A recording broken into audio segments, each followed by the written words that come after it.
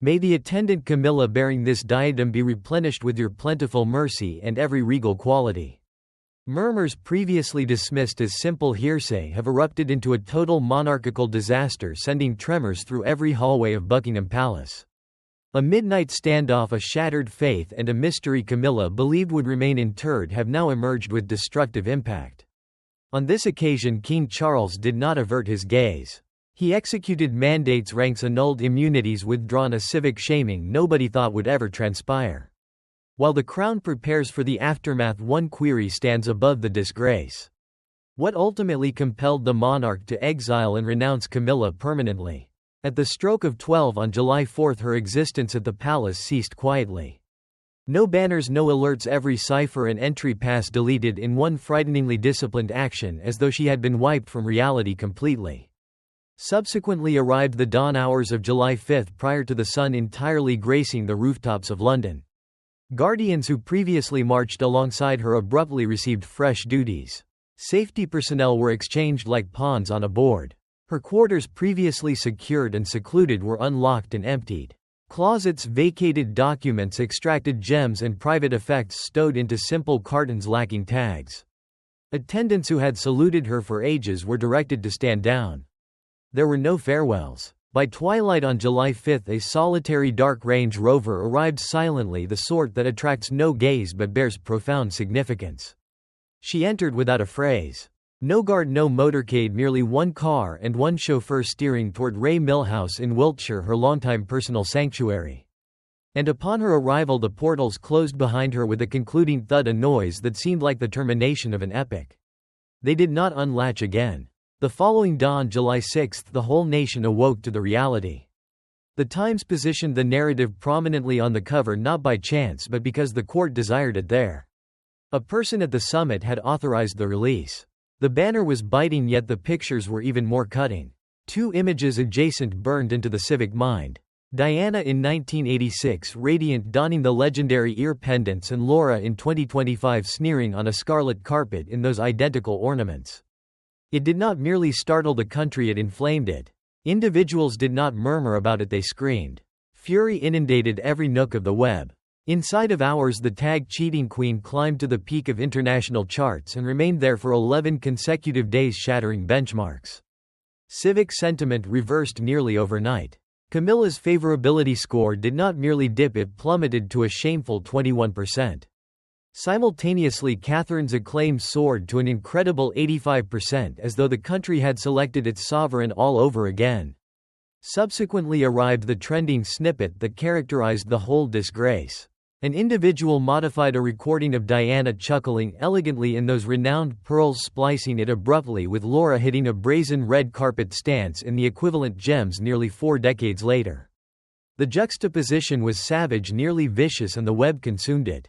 The snippet reached 42 million sites within 24 hours, transforming the circumstance from dispute into societal trauma. Backstage, the repercussions arrived rapidly and without pity. Camilla's offspring vanished from civic sight, declining dialogues and retreating from functions. Her highly awaited biography, which was months from launch, was silently annulled by the printing house. Personnel who had attended her for years submitted for reassignments as if they were fleeing a flaming structure. Everybody felt the alteration. Everybody desired separation. Even her private chauffeur, the male who had transported her through innumerable formal appointments, sensed the variation. Afterward, he admitted that the concluding ride to Wiltshire was the oddest instant of his profession. She did not utter a single term the whole journey. Did not cough. Did not exhale heavily. Did not even inquire where they were. She merely gazed out of the pane, motionless, observing the earth drift by as if she no longer pertained to it. He stated she appeared less like a monarch and more like a shade.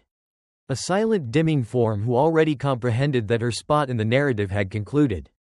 And precisely like that, devoid of civic theatrics or regal orations, a section shut not with clamor but with a stillness so profound it resonated. Thus, why was she exposed to such handling? What was her transgression? Let us investigate the particulars of the disclosure that fractured King Charles's spirit. The binder that destroyed a realm. On June 25, 2025, Buckingham Palace shined in dawn daylight, its hallways vibrating with hushed exact action. King Charles drank his soothing Earl Grey, enjoying a passing feeling of regularity. But the mundane broke the instant his palm grazed an unlabeled thin binder on his table, apparently harmless yet bearing a burden able to overturn his universe, hinting at mysteries that would soon undulate through the court and further.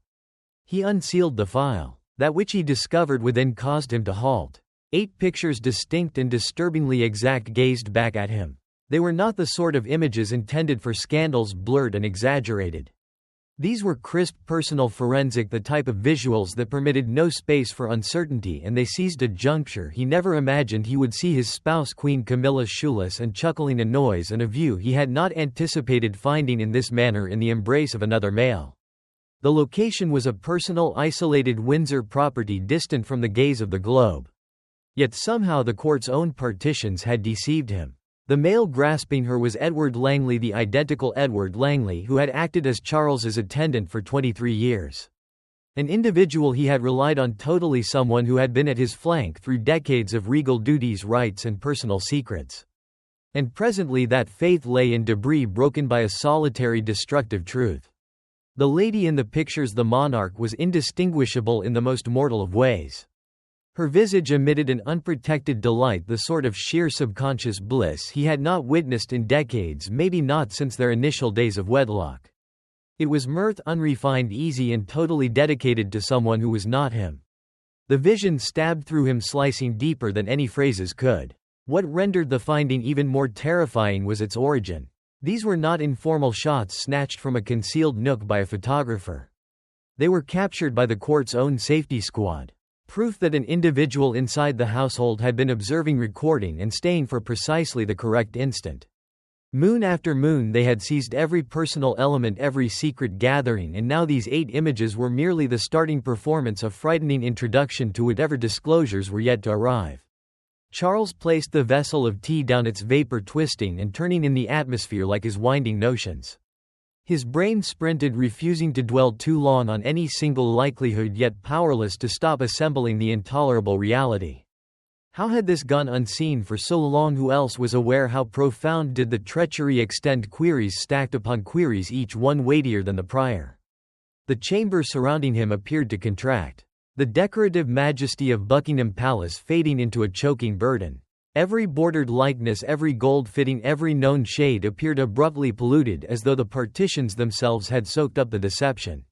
He could sense the throb of antiquity pushing in the decades of civic examination and private hope, now crashing in one jagged, impossible instant.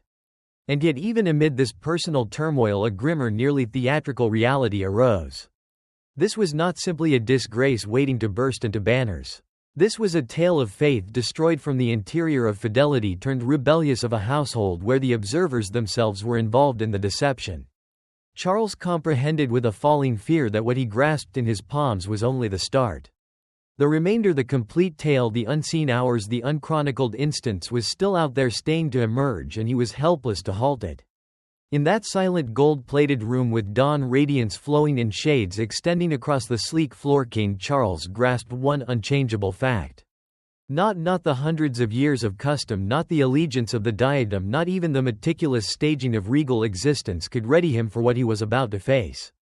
Did King Charles finish based on what he viewed? Did he probe deeper? What other findings did King Charles encounter? Let us discover. The missing chest and Diana's pilfered heritage. The further the probe went, the murkier and more stunning the tale became. On April 22, Camilla allegedly accessed the regal safe solo, equipped with a long-defunct crisis cipher that should have been useless. She did not merely enter and exit. She stayed for 3 hours and 18 minutes, a span of time sufficient for mysteries to be misplaced or pilfered. When she ultimately appeared, she was not empty-handed. Held in her embrace was a tiny vintage hide chest, small enough to vanish into the rear of a Range Rover, yet massive with antiquity and worth beyond calculation. Within that box lay riches that had formerly pertained to Princess Diana, idols of a past epoch of regal allure and private recollection. There were the invaluable caterpillar ear pendants, a present from Qatar, gleaming with a tale of grace and global respect. There was additionally the Spencer clan necklace, a work of jewelry immersed in family lineage, famously donned by Diana the evening she swayed with John Travolta at a shining Hollywood ball. These were not simple decorations. They were shards of history legacies intended for Princess Charlotte on her 18th birth anniversary, a prospective token that would bind the past to the subsequent generation. And yet following that April date both items had disappeared without a mark. 2 days subsequently the exact identical chest reappeared located at a hidden dwelling near Windsor, recognized to the populace only as a romance nest. It stayed shortly before vanishing once again on April 23.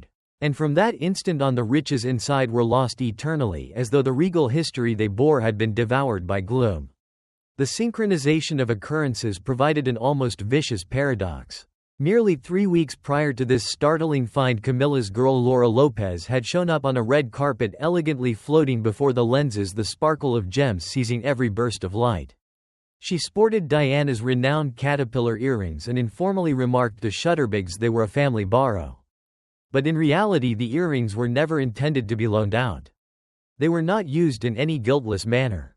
They had been removed. They had been thieved. The inferences were frightening. The regal safe was expected to be the most secure spot in the realm, guarded by rules, ciphers, and the burden of centuries of custom. Yet here was evidence that entry alone did not assure safety. An individual had abused old methods, skirting protections believed to be long offline, and had departed with invaluable relics. The boldness of it alone was astounding, but the deception hid deeper.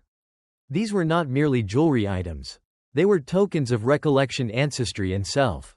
To steal them was to attack the very cloth of the regal narrative, wiping shards of Diana's bequest meant to survive through her offspring.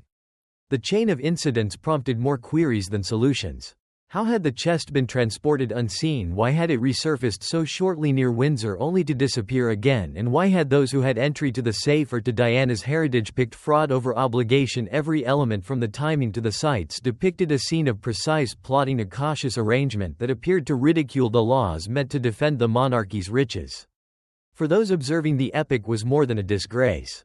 It was a chronicle of forfeiture, deception, and a stalking memory of how delicate even the most safe organizations can be. It exposed a disturbing fact. Occasionally the true peril lies not in aliens but in those nearest to the might, the very individuals charged with heritage and faith. Ultimately, the vanishing of Diana's earrings and the Spencer necklace became a token not solely of larceny but of broken fidelity. They were meant to join past and future, to bond Princess Diana with Princess Charlotte in a physical sign of family persistence. Rather, they had become a tale of shades, mysteries, and a daring deed of seizing what should have stayed sacred. Those gleaming riches meant to glow on a landmark birthday were forfeited to the globe, leaving behind a gap filled with unresolved queries and a disgrace that would endure far longer than the shimmer of any gem could. The robbery was more than physical. It was a breach of faith, a memory that even in the sacred corridors of nobility history can be re-authored and thieved by those who recognize its mysteries best. Did Charles face Camilla regarding his discovery? What was her response like? Let us plunge into the specifics of the standoff over Charles's finding. The Azure Chamber, where a union perished in stillness. July 1, 2025, in the Blue Chamber, Buckingham Palace. The portals snapped shut behind them, locking the hall in a nearly choking quiet. With a fast motion of his palm, Charles banished the workers.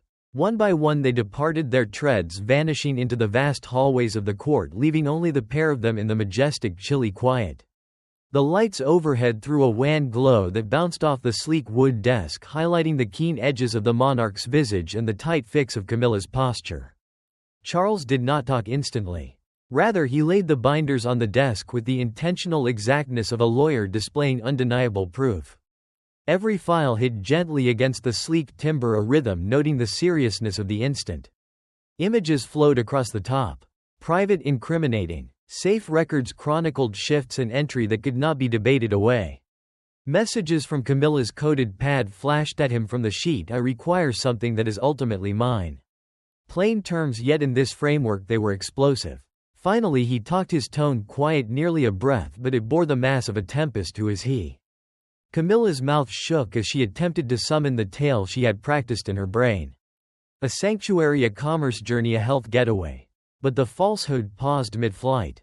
Her gaze darted anxiously to the facts, to the validations she could not reverse. The absent chest, the fine earrings now hanging from Laura's lobes in the pictures. She sensed her poise crack. Her flesh emptied of pigment, leaving her the spectral shade of tallow. Even the fixtures appeared to retreat from the whiteness of her countenance. Charles did not stand, did not yell. He did not have to. His peaceful, intentional manner was far more frightening than rage could ever be. He allowed the facts to talk, and it shrieked louder than any charge could. "You did not merely deceive me," he stated, his terms tardy, gauged, yet cutting through the atmosphere like a sword. "You groped into Diana's recollection and attempted to don it like inexpensive dress jewelry. You defiled the history to wait on your own conceit." The quiet that ensued was nearly choking. The atmosphere in the hall appeared to densify, pushing down on them both. Camilla's palms, typically so firm, grasped at the rim of the desk.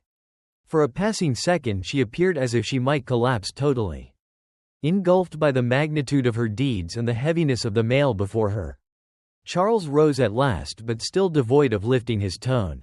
There was no victory in his stance, only an immovable supreme command that left no area for bargaining or apologies. His gaze, stable and firm, followed her every motion. He unlatched the portal himself. The sign was both conclusive and ritualistic. Camilla strode through it, head raised high, her honor a brittle veil over the disgrace that menaced to devour her. She exited the hall, a queen decorated in ranks, and passed. But the line she traversed was a single-direction path. Whatever might status or mirage of command she had held to was now permanently removed. She would never come back. Not as the identical individual, not as a queen, not even as the lady who had formerly believed she could steer and rig the hallways of might without result. The Blue Chamber would stay behind her as a statue to conclusiveness, a mute observer to the fall of mysteries, treacheries and aspirations that had exceeded their limits. The portal shut behind her with a tender but distinct snap, resonating in the huge vacancy of Buckingham Palace. The noise was a grammatical stop on her rule, a memory that some entries are eternal and some departures are unchangeable. Charles went back to the desk, to the scraps of evidence dispersed like splinters of a life they could never recover. His look stayed undecipherable, but his eyes revealed a silent, untalked realization. That faith once broken leaves not in its wake but the empty reverberations of what was misplaced, and the firm conviction that some portals once unlatched or shut can never be crossed again. And in that silent aftermath the Blue Chamber waited. Will Camilla's post stay empty after her exile? Is there a ready substitute? Let us observe the replacement following Camilla's banishment. The safe locked, the diadem rescued Catherine's mute crowning. July 8. Catherine's treads rang gently along the frigid, silent hallway. The partitions were edged with centuries of past. Yet she walked as if in a personal universe, escorted only by the head recorder. No sentries, no lenses, no disruptions, just the soft drone of a spot that had witnessed generations go through its portals. They halted at the safe. With precise caution they commenced their labor, unsealing every bin, inspecting every paper, snapping each object for history, and substituting every bolt with a fresh, indestructible mechanism. It was a rite both exact and deeply intimate. A rite that talked of heritage, affection, and the burden of selections that only a few could comprehend. Amidst the formal duty, Catherine hesitated with her own tiny deed of closeness.